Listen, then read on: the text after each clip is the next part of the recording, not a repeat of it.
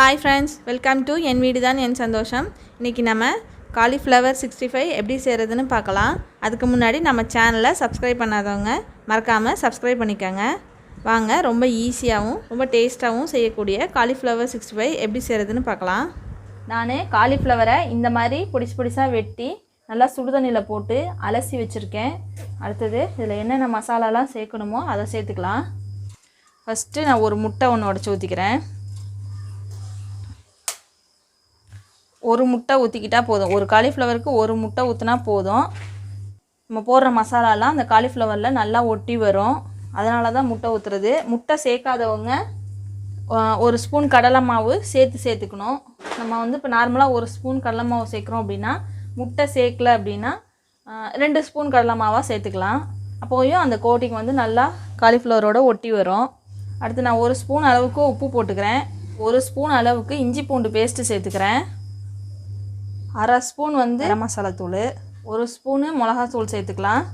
ஒரு 1/4 ஸ்பூன் அளவுக்கு மல்லித்தூள் சேர்த்துக்கலாம். 2 ஸ்பூன் அளவுக்கு கார்ன்ஃப்ளவர் மாவு சேர்த்துக்கிறேன். 1 ஸ்பூன் அளவுக்கு கடலை மாவு சேர்த்துக்கிறேன். முட்டை சேர்த்தனால 1 ஸ்பூன் அளவுக்கு சேர்த்துருக்குறேன். முட்டை சேர்க்கல அப்படின்னா இன்னொரு ஸ்பூன் கடலை மாவு சேர்த்துக்கலாம்.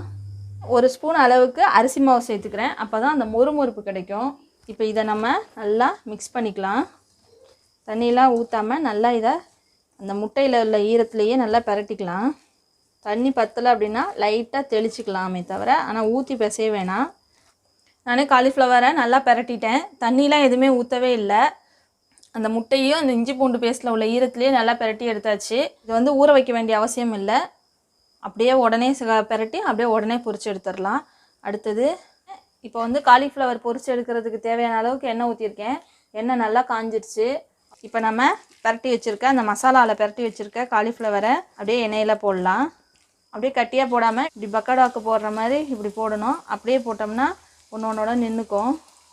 அதனால் இப்படி ஒன்றா விழுகிற மாதிரி போட்டுக்கலாம். போட்டோடனேவே திருப்பி விடக்கூடாது. நல்லா வேகட்டும். வெந்ததுக்கப்புறம் திருப்பி விடுவோம். உடனே திருப்பி விட்டோம் அப்படின்னா மசாலாலாம் தனித்தனியாக பிரிஞ்சு வந்துடும். இப்போ காலிஃப்ளவர் பாதி அளவுக்கு வெந்துருச்சு. இந்த ஸ்டேஜில் அப்படியே மெதுவாக திருப்பி விடுவோம். பாருங்கள், நம்ம கொஞ்சம் வெந்ததுக்கப்புறம் திருப்புறதுனால பாத்திரத்துலலாம் அப்படியே ஒட்டாமல் வருது. போட்ட உடனே திருப்பி இருந்தோம் அப்படின்னா மசாலாலாம் தனித்தனியாக பிரிஞ்சு வந்துடும். அதனால் இந்த மாதிரி கொஞ்சம் வெந்ததுக்கப்புறம் இப்படி பரட்டி விடுவோம். அப்போ எல்லா பக்கமும் வேகும். அவ்வளோதான். இப்போ ஒரு 2-3 நிமிஷம் ஆயிடுச்சு. நல்லா காலிஃப்ளவர் வெந்துருச்சு. நல்லா வெந்துருச்சு. நல்லா மொறுமொறுன்னு வெந்துருச்சு. இப்போ இதை நான் வேறு பிளேட்டுக்கு மாற்றிக்கிறேன்.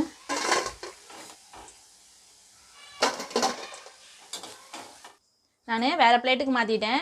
நம்மளோட காலிஃப்ளவர் சில்லி ரெடி ஆயிடுச்சு. நீங்களும் இதே மாதிரி ட்ரை பண்ணி பாருங்கள். எப்படி இருந்துச்சுன்றதை கமெண்ட்டில் சொல்லுங்கள்.